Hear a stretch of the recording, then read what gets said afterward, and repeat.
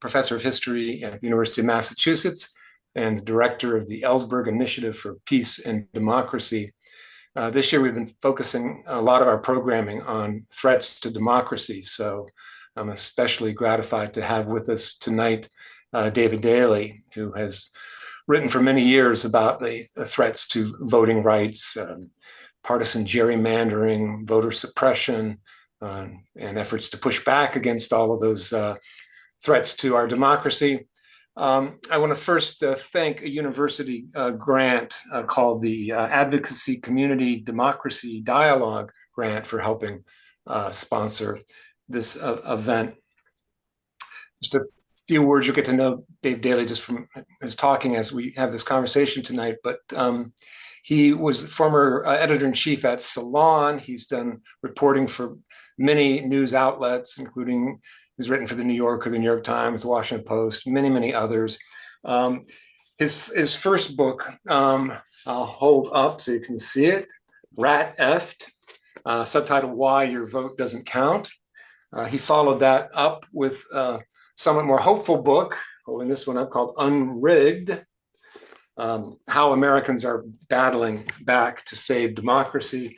And then most recently, and the book we're going to focus on tonight, is Antidemocratic. The subtitle is Inside the Far Right's 50-Year Plot to Control American Elections.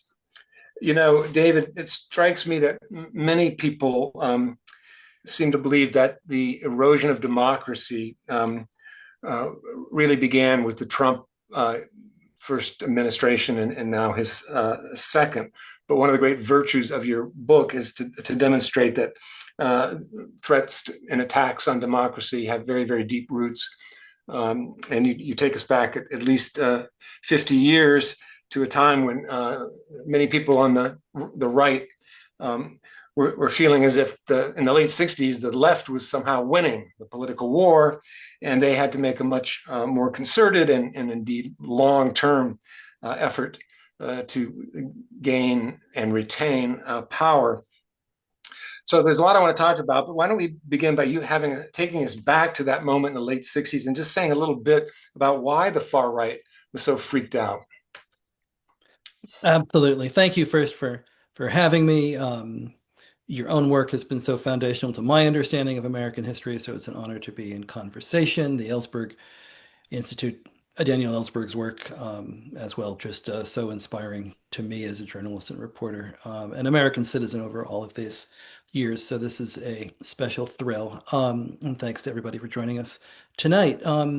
You're right. There was that brief window.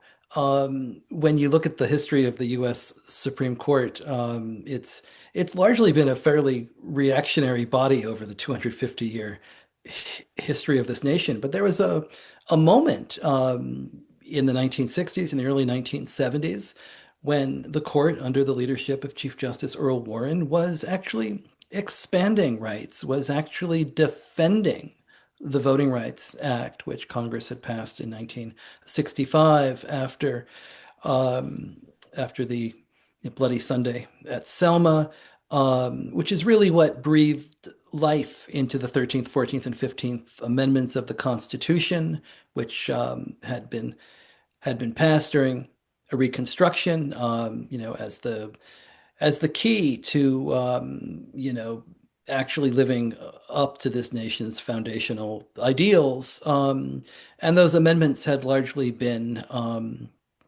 ignored. And they'd been ignored with the help of the U.S. Supreme Court and, cases back in the 1870s that did an awful lot to actually end the dream of Reconstruction.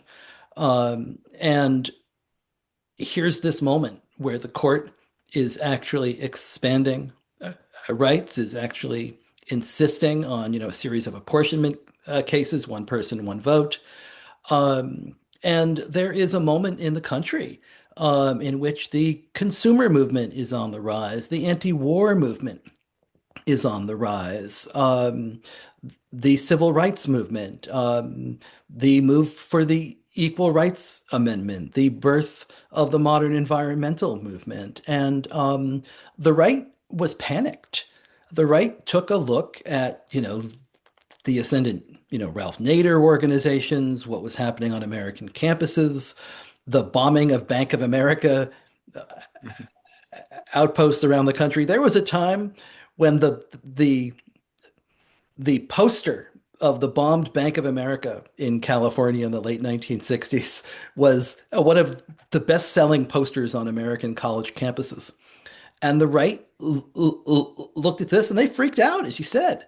And there's a man named Lewis Powell, who was an old school tobacco lawyer from Richmond, Virginia, a corporate lawyer. His neighbor is a big executive at the Chamber of Commerce, and they have lots of meetings in their genteel, Richmond Whites Only Country Club, in which they talk about their fears and concerns about what's happening in the country. And Powell writes a really crucial memo if you want to understand the roots of the modern right, in which he says big business has to get involved in this fight, and big business has to specifically get involved in the fight for the courts. And that if the right really wanted to push back against this, and really what we're talking about is pushing back against the power of the people, an actual small d democratic movements, that the key to this was doing it through the courts. Because as we know, as we see today, the courts can be a blockade against public opinion. If you control the courts, you have the last word on so many topics, and it does not matter what the political opinion is. And so Powell says a business in the right has to focus on taking over the American judiciary. This is a really fascinating memo because it gets up to Richard Nixon, and about 2 months later, Lewis Powell himself is appointed to the U.S. Supreme Court, which is, I've never written a memo quite that effective. But Powell serves on the court from the early 70s until the mid 1990s. And he was really big business's man at the court. If you look at the cases that had Buckley versus Vallejo, some of the key cases that set up the Citizens United debacle in 2010, all of these have Powell's fingerprints on. Yeah, I mean, he is quite explicit in that memo to argue that basically oligarchs should run the country. And since you mentioned Citizens United and emphasize its importance, that was a 2010 decision. Maybe you could just remind listeners, viewers, basically what it does. What does Citizens United do? Sure. First, it's exactly right. Powell was making an argument for oligarchs being in charge of the country, and the oligarchs who read this memo included the young Koch brothers, who said, "Okay, this is a blueprint that we can follow." You see the birth of the Heritage Foundation, the rise of the American Enterprise Institute. It's the Heritage Foundation that's behind Project 2025. So much of what has come to life is based on infrastructure that Powell, and then in a subsequent memo, a man named Michael Horowitz lays out about the birth of the Federalist Society, which has really been where Republicans have been minting judges from over the last 25 years, especially. Citizens United went a long way towards putting those oligarchs and in the billionaire class in charge of our elections. It effectively undid most of the reporting requirements around big dollar contributions. It freed corporations and to a lesser extent unions from any real limits on spending. And it really ushered in the era of the super PAC and really unlimited, untraceable hundreds of millions of dollars being pushed into our campaigns. So when Elon Musk spends hundreds of millions of dollars on the midterms, when the Koch brothers through an octopus of right-wing interest groups do the same thing behind the scenes, quite quietly, quite influentially, almost difficult to follow the actual fingerprints on this. So much of this is because of Citizens United and this court deciding to flood our elections with unlimited amounts of dark money. Great. At the center of Antidemocratic is the 50-year struggle by the far right to basically gut or eviscerate the Voting Rights Act of 1965. So I think it would be helpful for you to say kind of what did the Voting Rights Act do, and why was it such an important piece of legislation before we get into the various ways it has been attacked over the years? The Voting Rights Act is the most important and successful civil rights legislation that Congress has ever passed. And the Civil Rights Act effectively ended nearly 100 years of Jim Crow across the South because the the Reconstruction amendments that um, were passed upon the end of the Civil War that put an end to slavery, that guaranteed black citizenship, one person, one vote, they were largely ignored across the South. States found creative and stubborn ways of resisting them. They passed new state constitutions that, in many cases, quite openly enshrined the idea of white supremacy. You go back and look at the Mississippi and the Alabama, Virginia constitutions. You see the beginning of, you know, poll tests and literacy tests and grandfather clauses and lynching of those who still found a way to register to vote would be taught the most heinous, violent lesson of all. And there were efforts, the U.S. Supreme Court accelerated much of this in a series of cases in the 1870s, in the Civil Rights Act cases and the Cruikshank cases, when they effectively said the federal government is not going to enforce these amendments at all. We're going to leave it up to states.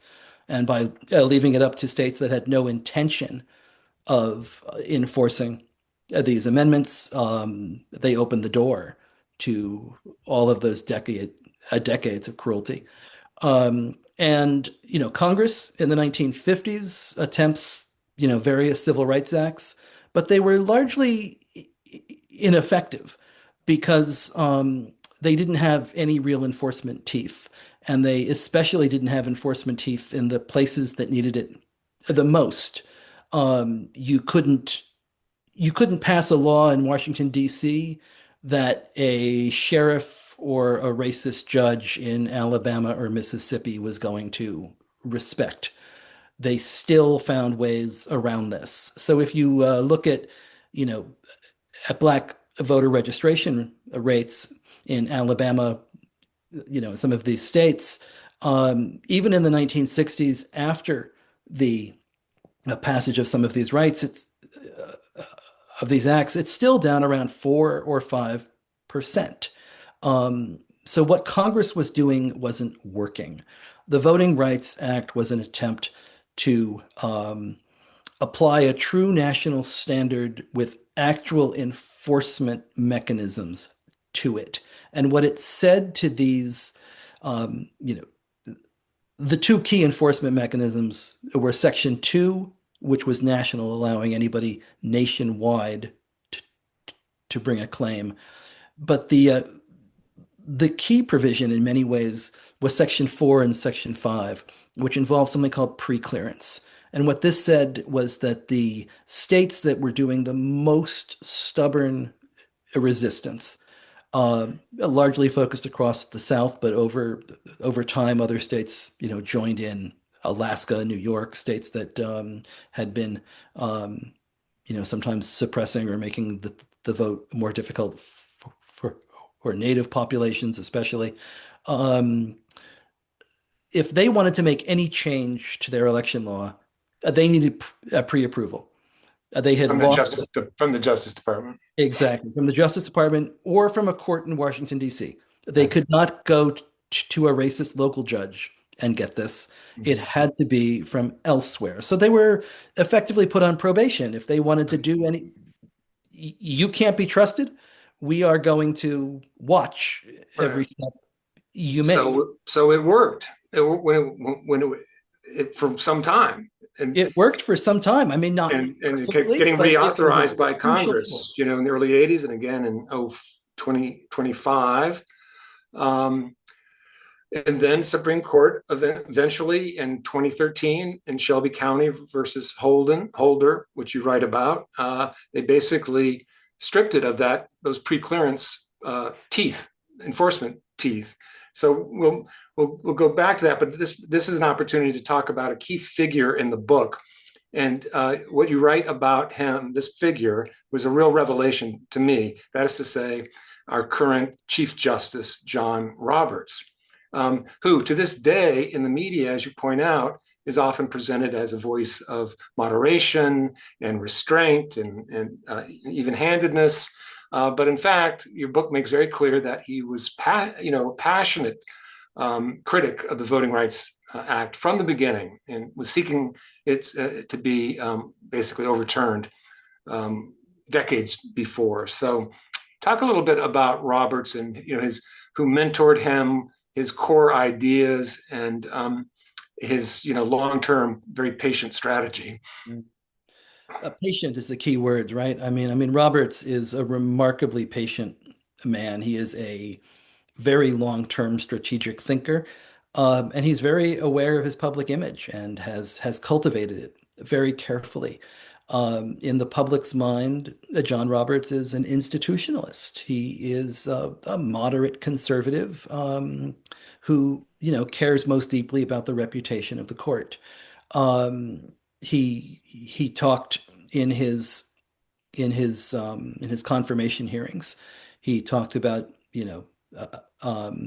being an umpire and understanding that nobody goes to a baseball game to watch the umpire. The umpire's job is to simply call balls and strikes.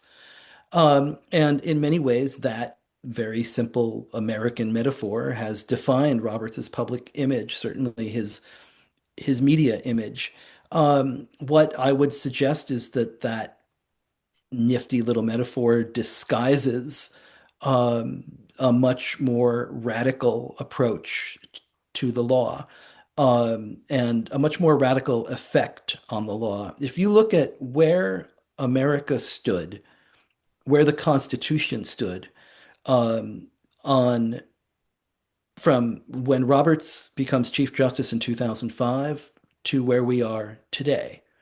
If you look at questions of campaign finance, of gun control, of reproductive rights, voting rights, the question of whether or not the president is a king above prosecution of a regulatory state.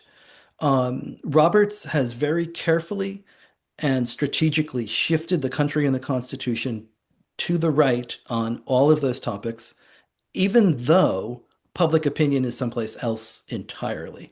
And this is the real lesson of Lewis Powell, right? If you want to move the country and you don't have the country, you take over the courts. And that's what Roberts has done. In many ways, Roberts is less the Chief Justice of the United States than he is the most effective Republican political strategist and Mm. operative Mm. of this or any generation.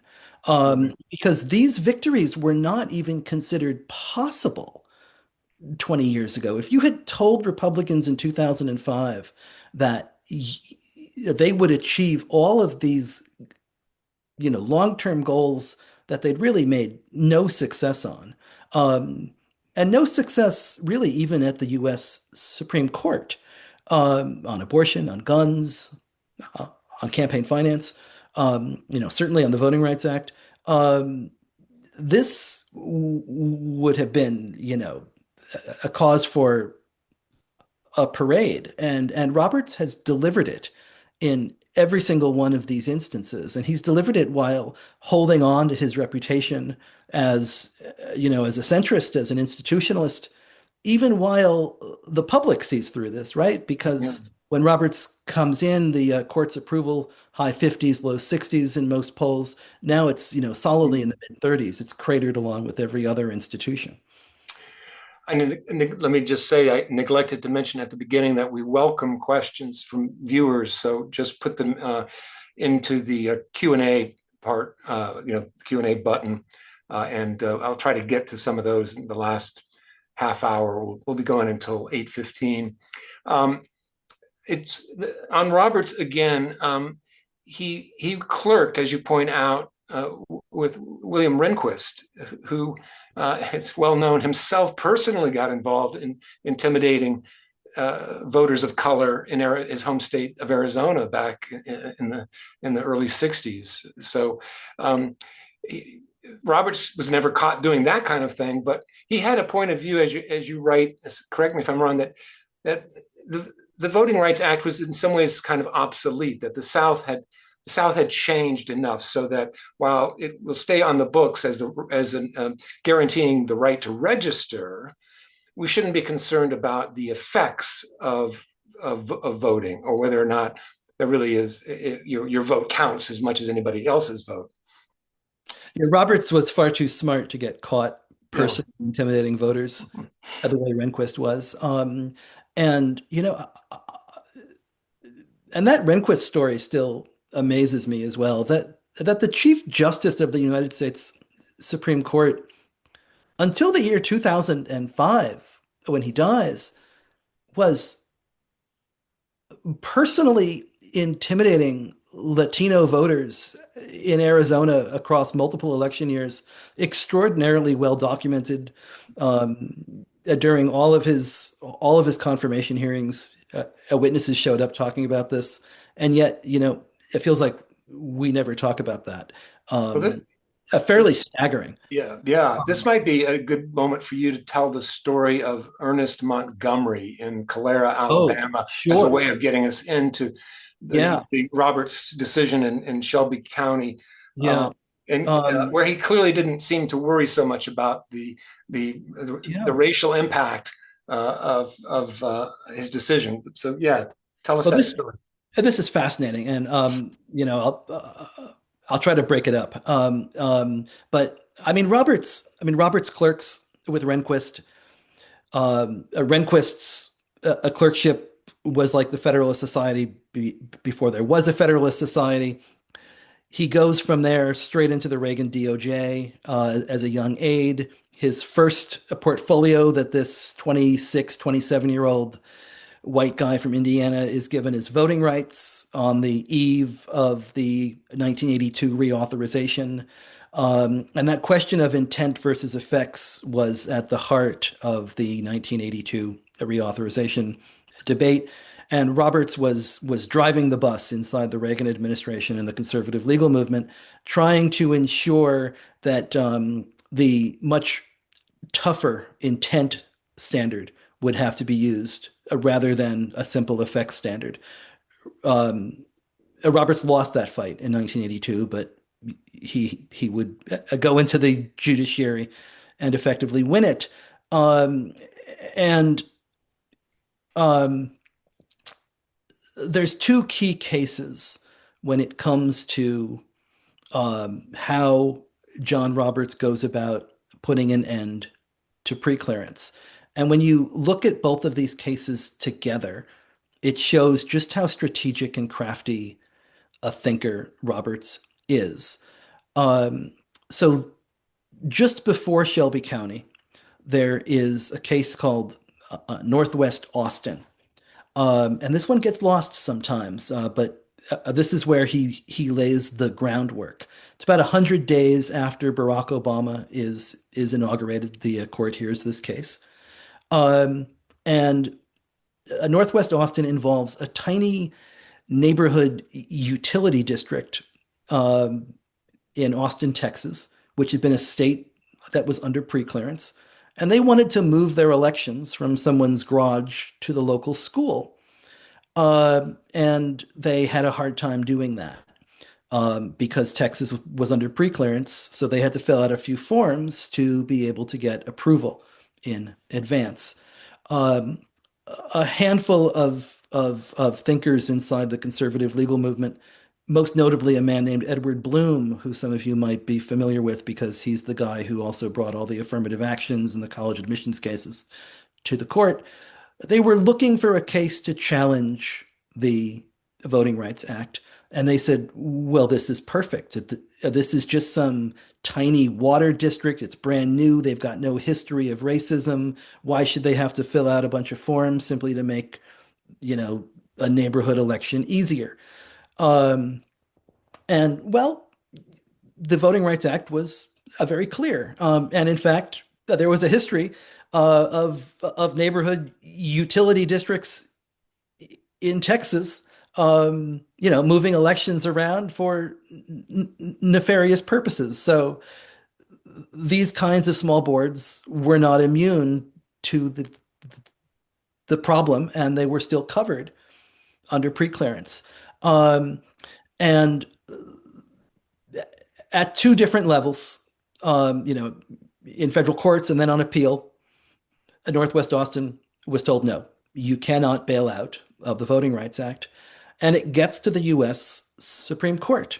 And the US Supreme Court sees it very, very differently. And they say, why are we still doing this? It's now 2009, it's 2010. We have a black president. Why should this utility board in Texas be under the thumb of the federal government? And they effectively laid the groundwork to get rid of preclearance. And Roberts behind the scenes effectively threatens the other justices, and says, you're going to come along on a decision that says things are changing in the South. And we're going to allow this water district to bail out, or we're just going to be done with this altogether. And given that choice, the liberal justices went along, perhaps thinking that they would buy Congress more time to, go ahead and change the preclearance formula. But Roberts does something else in this decision. He nods to something that he calls the doctrine of equal sovereignty among states. And forgive me if I'm getting too much in the weeds, but it's a little important. And what this is completely made up. There is no doctrine of equal sovereignty among states. John Roberts knows this. He makes it up by quoting from the equal footing, a doctrine which governs how states are admitted to the Union, and which the court had previously made clear has nothing to do with voting, and specifically says this.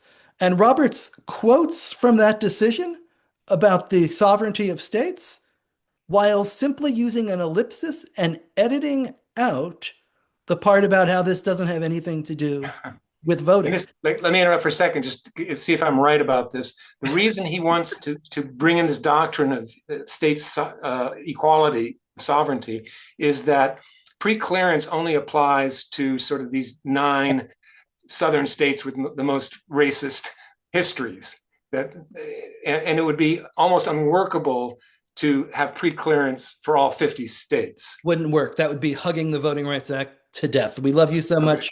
So we're going to make it impossible to use. That's what Roberts, strategically just saying, we either get rid of it entirely or we have it for everybody. Yep. Which he knows can happen. Yeah. Which wouldn't work. Yeah. So the beautiful thing about this, is Roberts leaves this in the opinion, and then Shelby County comes around, and he says, well, there's this well-established equal sovereignty among states doctrine. Which he invented. And he goes back and he cites his opinion where he made it up and dropped it in. So this is Roberts. Um, this is the conservative caller of balls and strikes. This is Right. the A institutionalist. believer in Making original intent, precedent going back to the founders. making up a doctrine that doesn't exist, editing out the part of the precedent that he doesn't like, and then citing his own work to overturn in Shelby County a congressional act that had been passed 98 nothing in the Senate and about a 390 to 30 in the House, um, because he wanted to. And I've just said all of that without answering your question at all about Ernest Montgomery and Calera. Well, just briefly, I mean, he lost he lost his Yeah. elected position because of this redistricting. The amazing thing about the Shelby County case, right? And Edward Bloom and all of his friends on the right bring Shelby County after Alabama, after Northwest Austin, because they got the first chop of the log that they wanted, and then they went back to try to finish it. They recognized that Roberts was dropping breadcrumbs, and that in the next case he might deliver the rest of the meal. And to all of us who are normal, honest people looking at what happened in Shelby County, it's actually a really good example of why we needed the Voting Rights Act. There's a small town called Calera, Alabama. It's about halfway between Birmingham and Montgomery, largely a bedroom community off the highway. Um, and in the early 2000s, they elect their first black council member in an awful long time. Um, Calera decides that they need to redistrict almost immediately after this. Um, Coincidence, I'm sure. And they take the district that Ernest Montgomery won and they turn it inside out. It goes from being a 70% black district to a 70% white district. Um, the trouble with this, beyond everything else that the racial intent, is that Calera did not pre-clear this map with the Department of Justice as they needed to, because Alabama was one of those covered states. They told Ernest Montgomery that they did, but they didn't. The other thing Calera hadn't done, they hadn't pre-cleared any, not one, of the 175 annexations that had made the town larger over time. And because that too affected the political makeup of the town and made it whiter, had to be pre-cleared under the Voting Rights Act. Calera had ignored the law. And this was not uncommon. And so the Department of Justice catches wind and they send a note and they say, you can't do this. You can't have an election on maps that are not pre-cleared. Calera goes ahead, has the election anyway. Ernest Montgomery loses his seat. Department of Justice sues. They say that election was invalid. We told you you couldn't run it. And they force Calera to rerun the election under the old maps. Ernest Montgomery wins his seat back. To most of us looking at this, that is Section 5 of the Voting Rights Act working in a small town. To John Roberts and to Edward Bloom and to the folks who brought this case, this was an example of why the Voting Rights Act was no longer needed. This was dramatic federal overreach. Things in the South had changed. Calera wasn't being treated the same way as Amherst, Massachusetts, and this was not fair. And once again, at the lower court level, at the appellate level, um, Shelby County loses. But it goes to the U.S. Supreme Court, and John Roberts says, no, we are going to put an end to preclearance. This is an ancient um, uh, formula that determines preclearance, even though in the case here, right, Calera still wasn't following the law. And they put an end to it using John Roberts's, phony doctrine using all kinds of statistics on race that he either completely made up or got wrong by misinterpreting the census.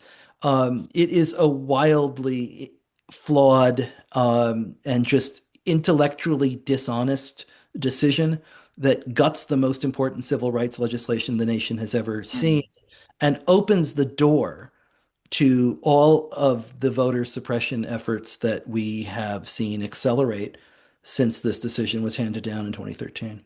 For example, like the closing of voting polls in Black neighborhoods, or more and more redistricting, partisan gerrymandering, Voter ID bills in voter state. ID bills, which we're now seeing even more of. Mhm. You mentioned the Federalist Society a couple of times. I want to ask you two questions about that. First, would it be fair to say that the Federalist Society played a key role in putting onto the Supreme Court all six of its now quite conservative members, Thomas, Alito, Roberts, Gorsuch, Kavanaugh, Barrett? And so that's question number one. Is that true? And then if so, and I think people now have heard of it a little bit more, it was still pretty pretty obscure to many Americans. How did it form and how did it gain such clout, such political clout? Yes, I think that would be fair. I think that Roberts sometimes says he wasn't a member, even though you can find his name in some of the old programs and catalogs.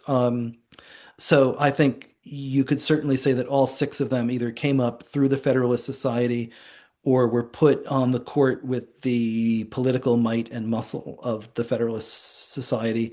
And Leonard Leo, its longtime consigliere, whose name some folks might be familiar with. The Federalist Society is essentially the finishing school for anybody in the conservative movement or the Republican Party who wants to rise in either Republican law firms or have a shot at a seat on the bench. It is the credentialing society. And effectively, it takes its power um, from Republicans. Republicans had long wanted to take control of American political life through the courts. They struggled to be successful at this in the 70s, in the 80s, even under Republican presidents, because they didn't have a good bench of young people who were known to be conservative that they could appoint to these positions. So the Federalist Society becomes the means of attracting and identifying and nurturing this talent, and then trying to ensure that when those judges are placed on the bench, they don't become a bunch of soft rhinos and not deliver what the right was hoping for. Which had happened, right? I mean, there had been some cases of Certainly happened. Nixon and Ford and other Republicans appointed people that kind of drifted to the middle. I mean, Nixon appoints, Rehnquist and Lewis Powell, but Ford appoints John Paul Stevens, who was a liberal lion over many decades. Ronald Reagan appoints Scalia, but also Sandra Day O'Connor, who some on the right would call a fairly squishy, and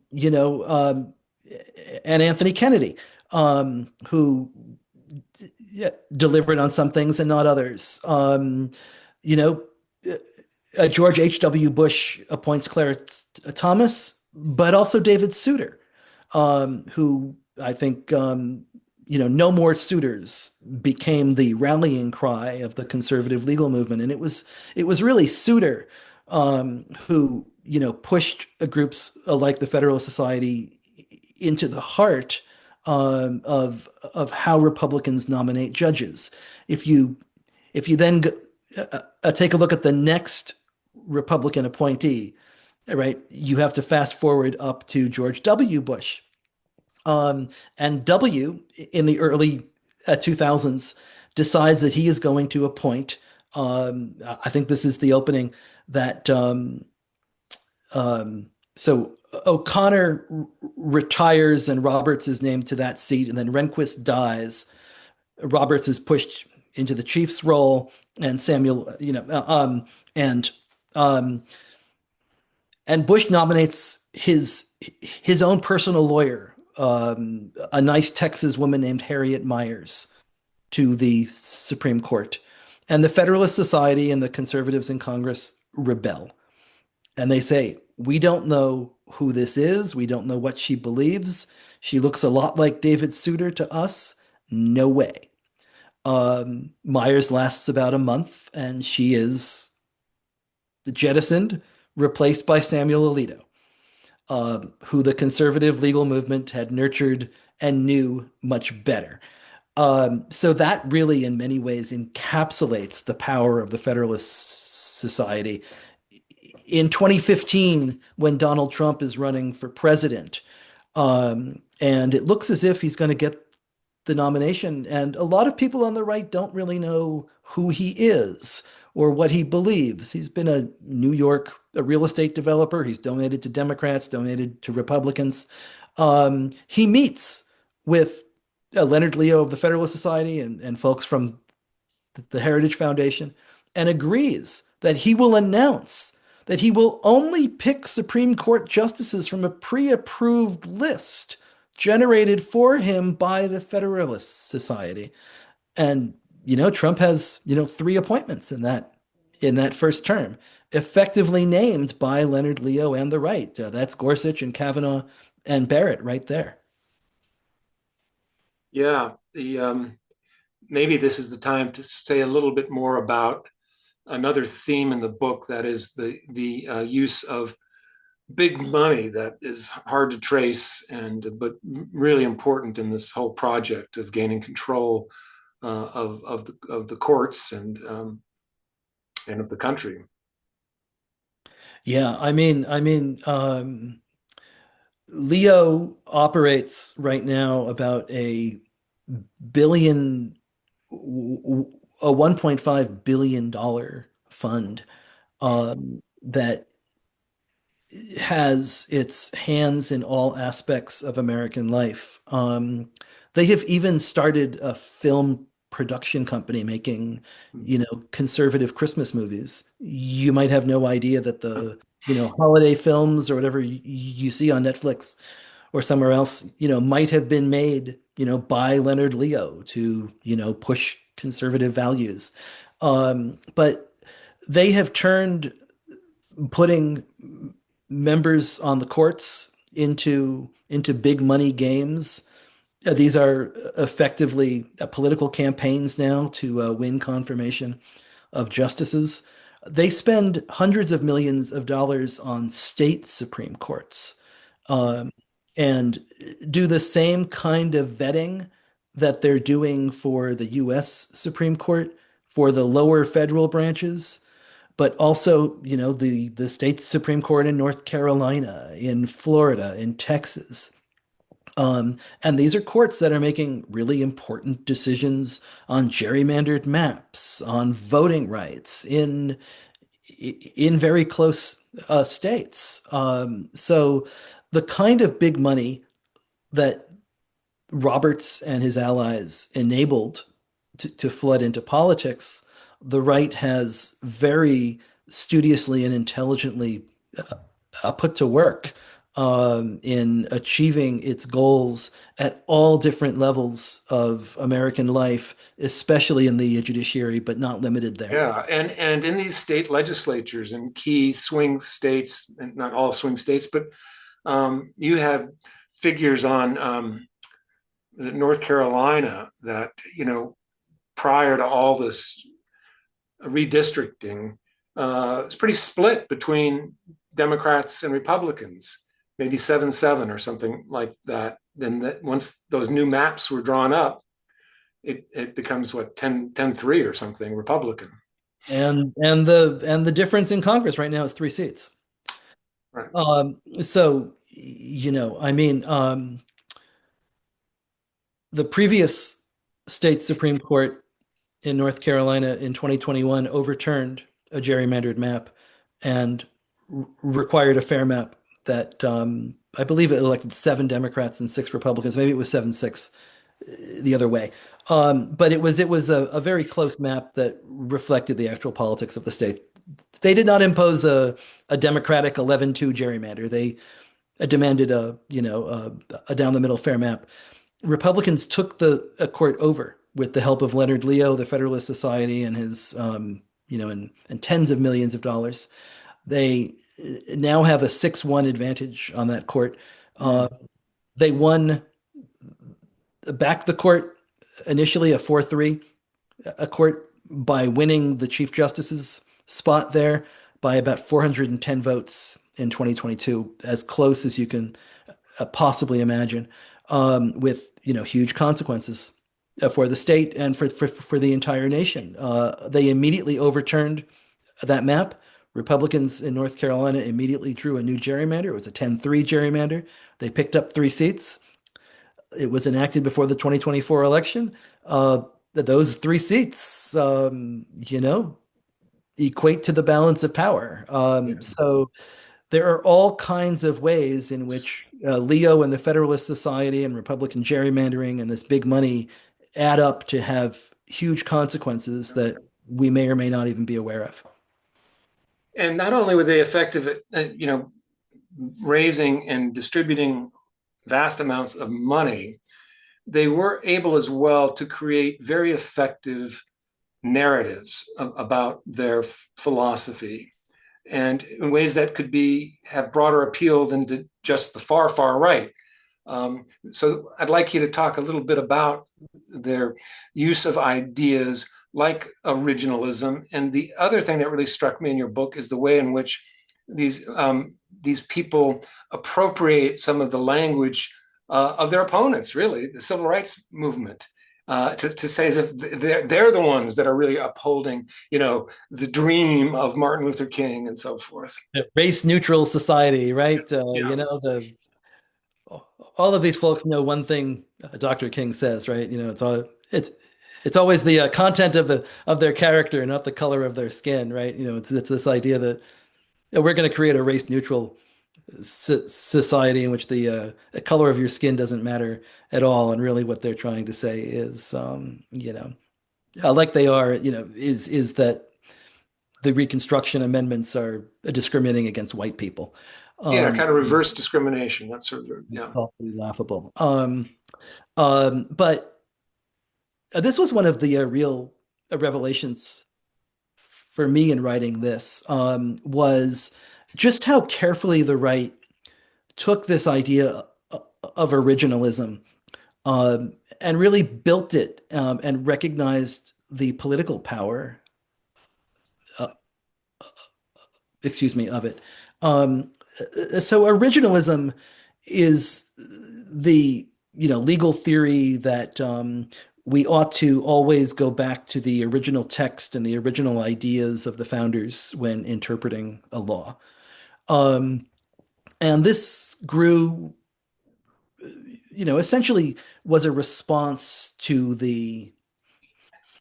a Warren Court in the 1960s that was to conservatives imagining new rights that weren't there, right? So the Warren Court would look at amendments and say, well, we see a right to privacy in this amendment, and that would be the grounding for the Roe versus Wade decision.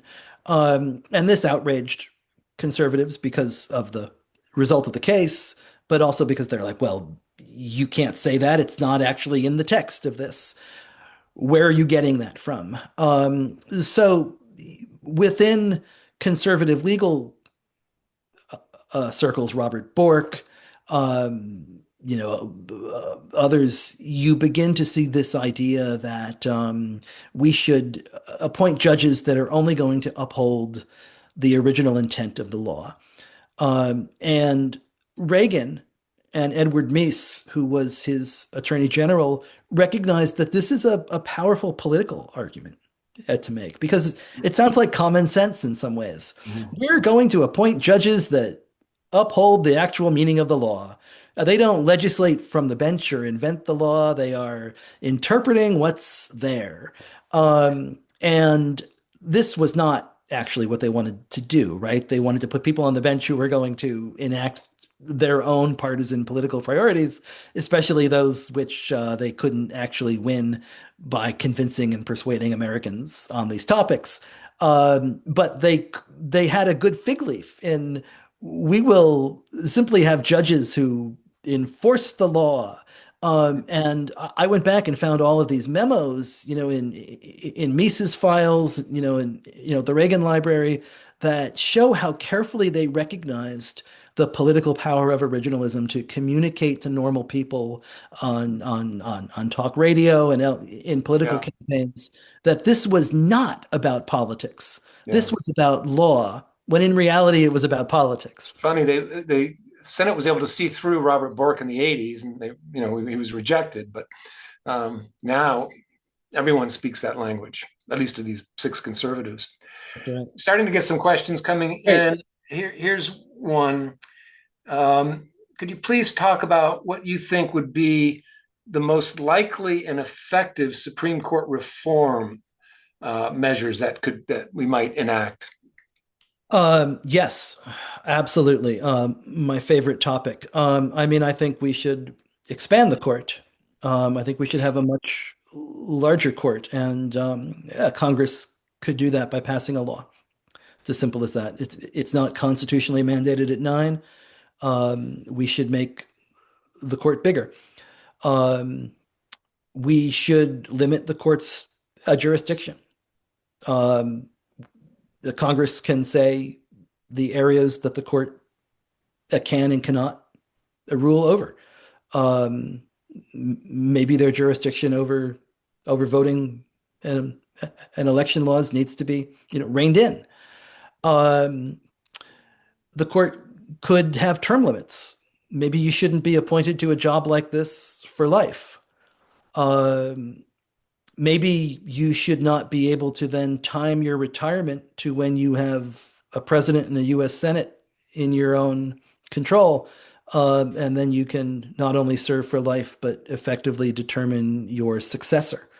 Um, this court has no ethics standards, as we well know, because they have no problem accepting gifts from people who have work before cases before them and valuable interests before them.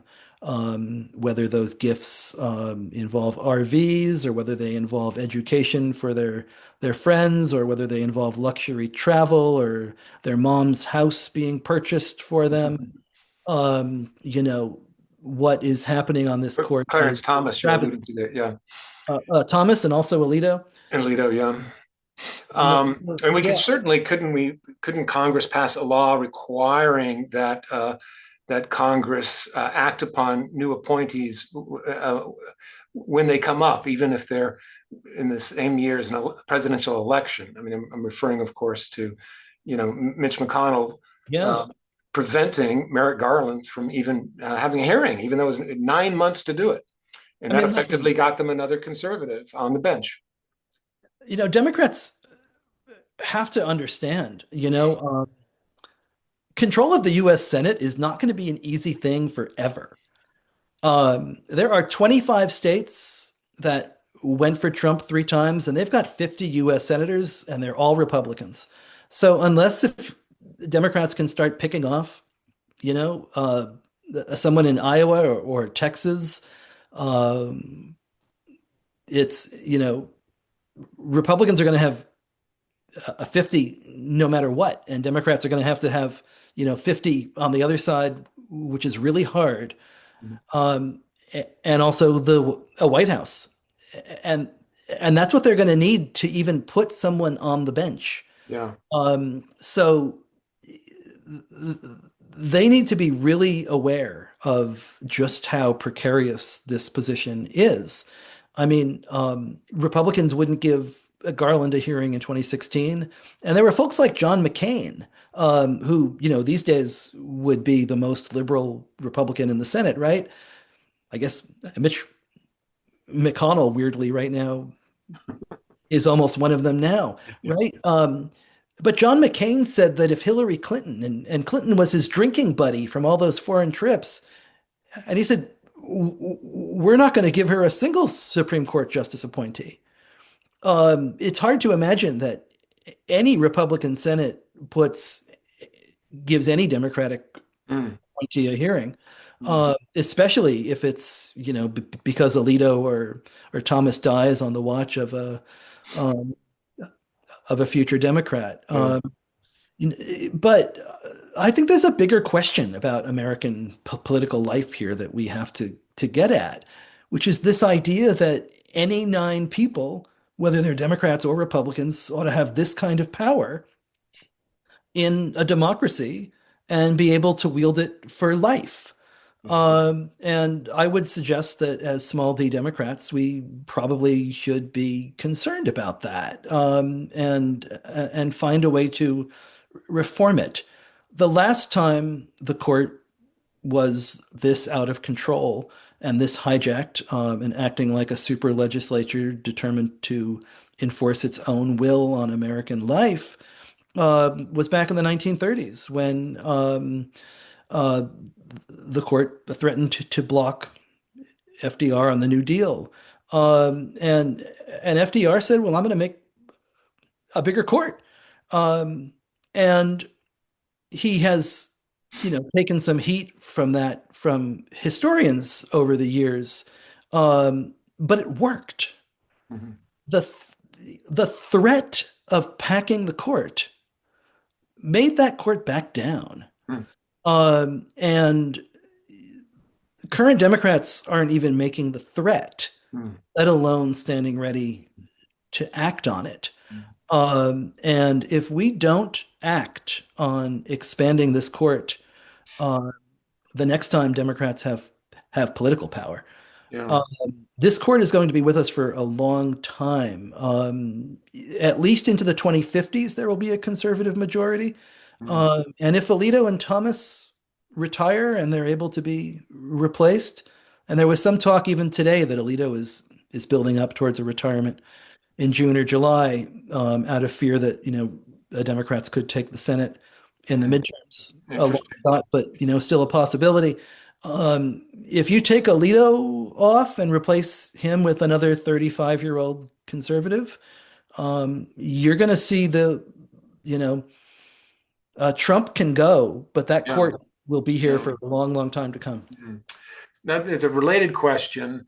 How can the 2026 midterm elections best be kept safe from interference by the Trump administration? Blue states should be doing everything they can to, pass laws, and ensure that, that their own states are under control. If you live in one of these other states, you should think about becoming a poll worker. You should think about volunteering at these polls. We are going to need you out there. Um, it's a scary moment, right? And I don't want to be alarmist. Our elections are not run at the federal level. The president cannot cancel the midterms. He cannot federalize these elections, but he can be very disruptive. He can be very intimidating.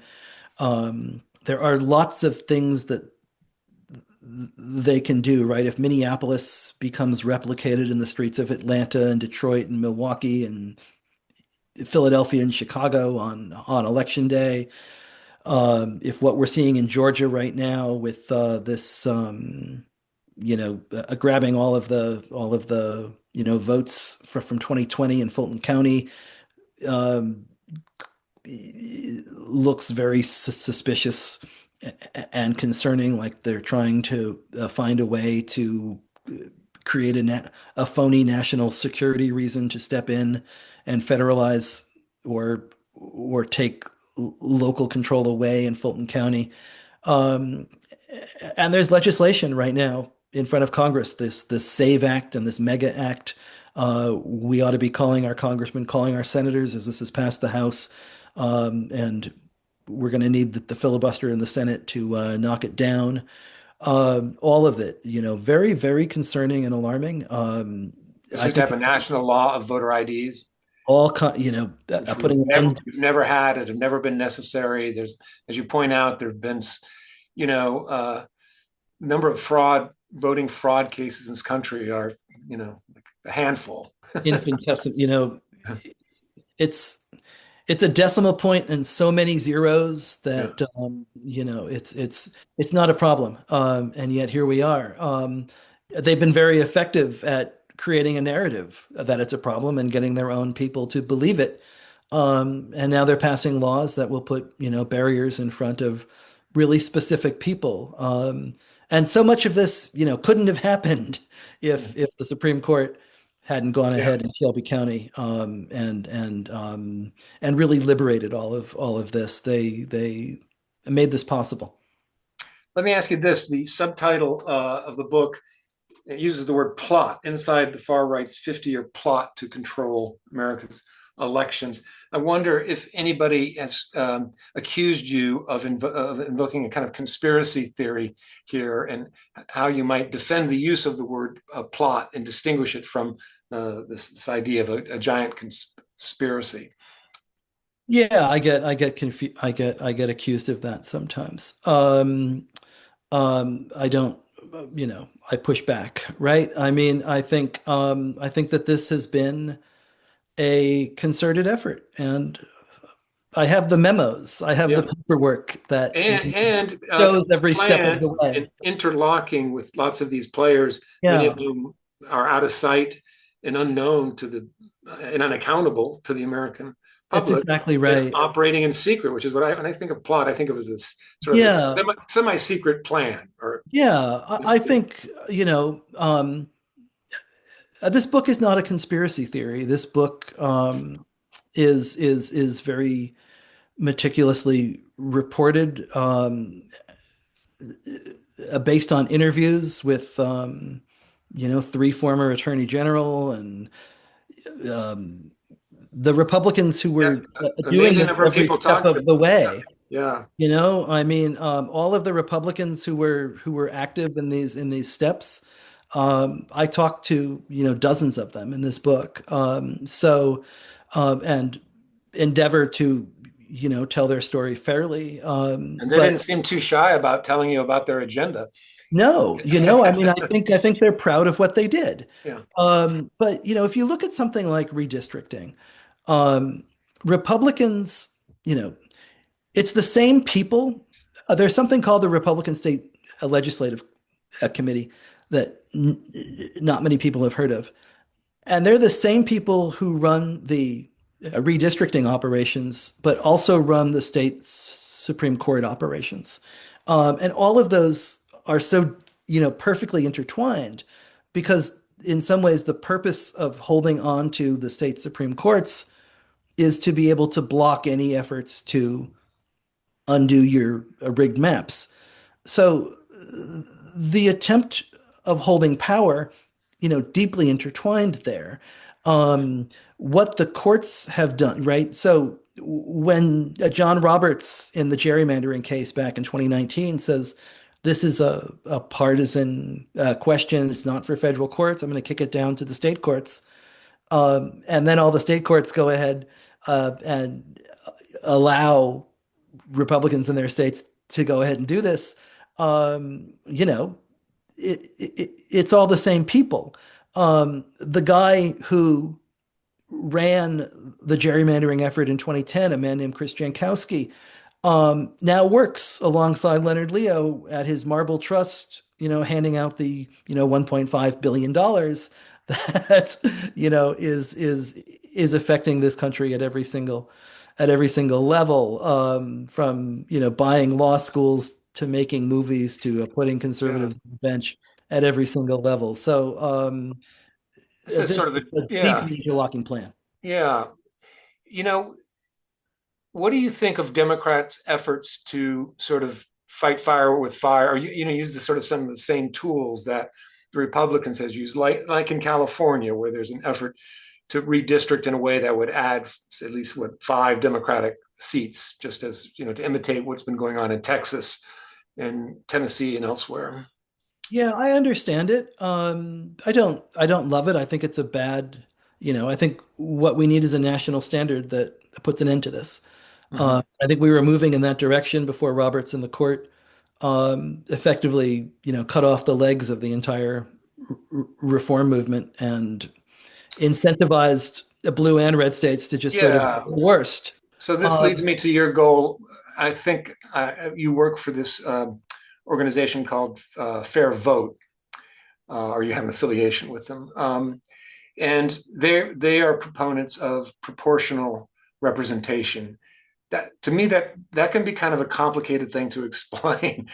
Sort of. So can you sort of, as clearly as possible, say what do yeah. we have now, and what might it be replaced with that would be more reflective of everybody's vote counting the same? Right now we have single member districts, and when you have single member districts, you can draw the lines in such a way as to ensure one side holds all the power, even when they don't have all the In votes. Congress doesn't work for the Senate In because Congress, Senate's at in large. So Congress and state legislature. yeah, Yeah. So, I mean, Massachusetts, right? 9-0. Plenty of Republicans here in Massachusetts, but it's a 9-0 delegation, has been since 1994 or something. Tennessee, there's plenty of Democrats, but it's an 8-1 delegation. California, plenty of Republicans, but it's possible to draw lines that creates a 51 to a 1 map if you wanted to. Um, you know, um, and that's because of single member districts. If you were to draw larger districts, multi-member districts, and use a form of ranked choice voting, you would actually have Democrats and Republicans, maybe even independents, getting elected from every district. You would see people winning elections and seats actually based on their numbers in the state rather than on how the lines were drawn. So Massachusetts would probably elect 6 Democrats and 2 Republicans and some funny green yeah, from out here in the valley, right? right. Um, and Tennessee might be the other way. And Maryland, instead of being 8-0 Democratic, might be 6-2 Democratic. But Indiana, instead of being, 8-1 Republican, it might be 5-4. And so you would have fairness every place, but you would probably elect more normal people. Hmm. Because when you have non-competitive single member districts, the only race that Which is the matters is vast the majority, 30%. right? David, vast majority are just uncontested, basically. We had 37 seats in 2024 out of 435 that were within 5%. So yeah, That's uh, incredible. Yeah. pretty much 91% of these seats are decided in advance. And the nominee gets chosen in a low turnout, a party primary. In Massachusetts, a couple of members of our congressional delegation, right, were elected in primaries with 11 or 12 people in them, with 24-25% of the vote, right? There was an election in New Jersey the other night, a safe blue seat, a woman running, won with 28%. Um, So when there is a bill. Doesn't Yeah. Jamie Raskin put forward Yeah, a Jamie bill Raskin and Don to do Beyer have this? a bill called the Fair Representation Act Yeah. that would enact this. And again, um, just like a court reform, we could do this by passing a law. And things are pretty bad. And Democrats, I think, need to understand this. They can't gerrymander their way out of their gerrymandering problem. They don't have enough states to do it. So they can fight fire with fire everywhere they want, and I understand it and I get it. Um, but it's charging up the hill with the wrong weapon because it's not going to work. And after 2030, when we do reapportionment based on population changes after the census, and California's going to lose 4 seats, and New York's going to lose 3, and Illinois is going to lose 2, and Pennsylvania, and Minnesota, and Rhode Island, and all of these seats are going to Texas, and Georgia, and North Carolina, and Florida, and Arizona. So, anything that is to be gained by gerrymandering is about to be wiped out threefold by apportionment. Mhm. So if we don't have a national fix, this is going to be a problem that Democrats can't win in the Mhm. 2030s. And when, you know, if and when they take trifecta power, they have to be ready to move boldly. Mhm. Well, you've named some really important reforms that might make a huge difference. None of them would be easy to pass, especially given the current composition of Congress. But long term, who knows? Certainly be crucial. It's been great talking to you, David. I highly recommend all your books, but I think this last one, Antidemocratic, would be revelatory to many readers. It certainly was to me. I want to thank everybody who's tuning in and just sort of mention that we have some upcoming events very relevant to this discussion about a panel discussion on attacks on higher education, on the efforts of various librarians and archivists to preserve access to read and research without banning that, and attacks on the First Amendment. Who's going to be chaired by the woman who is now the Ellsberg chair at the Freedom of the Press Foundation. We also have an activist in residence coming at the end of February, Chris Smalls, who became well known as the person who first successfully organized an Amazon warehouse, and has also been active, was recently active in the flotilla trying to bring aid to Gaza. So I think Brennan will be putting a list of events into the chat where you can click on that and see what's coming up. So hoping to have more sort of individual book talks with authors as a regular part of our Ellsberg Initiative programming, at least one or two a semester. And this has been the first of those. Great, confirmed in my mind how important it is to do these kinds of things. So thanks again, David, and good night to everybody. Yeah.